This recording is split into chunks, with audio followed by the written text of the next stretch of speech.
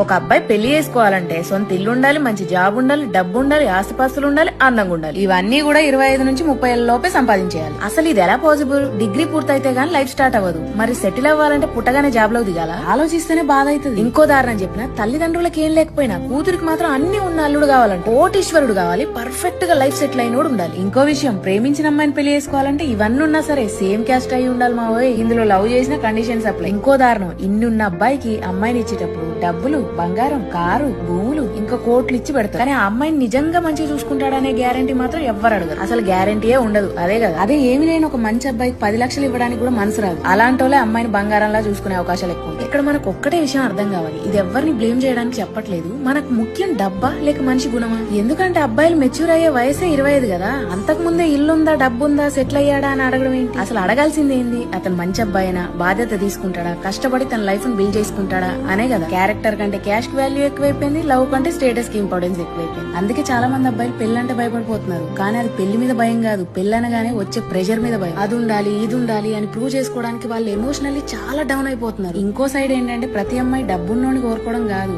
ఆమె కావాల్సింది సేఫ్ గా ఫీల్ అయ్యే మనిషి, రెస్పెక్ట్ ఇచ్చే మనిషి, అర్థం చేసుకునే మనిషి. కానీ ఫ్యామిలీ, సొసైటీ ప్రెషర్ వల్ల చాయిస్ కూడా చాలా సార్లు కన్ఫ్యూజన్ గా మారిపోతుంది. ఇంకొంతమంది అయితే అసలు పెళ్లే కావట్లేదు, అవుతుందో లేదో గ్యారంటీ లేదని సూసైడ్ చేసుకునే వాళ్ళు కూడా ఉన్నారు. అందుకే ఇప్పుడు చాలా మంది సింగిల్ లైఫ్ సో బెటర్ అంటున్నారు. చివరిగా చిన్నదాన్ని అయినా ఒక పెద్ద మాట చెప్తాను. నా అన్నలు, తమ్ముళ్ళు, బయట ఉన్న చాలా మంది అబ్బాయిల తరపున నేను పెద్దవాళ్ళకి చెప్పేది ఏంటంటే, ప్రేమ అంటే మనిషిని ఎంచుకోవడం, ప్యాకేజ్ ని కాదు, భరోసాని ఎంచుకోవాలి, భయాన్ని కాదు. ఏమంటారు?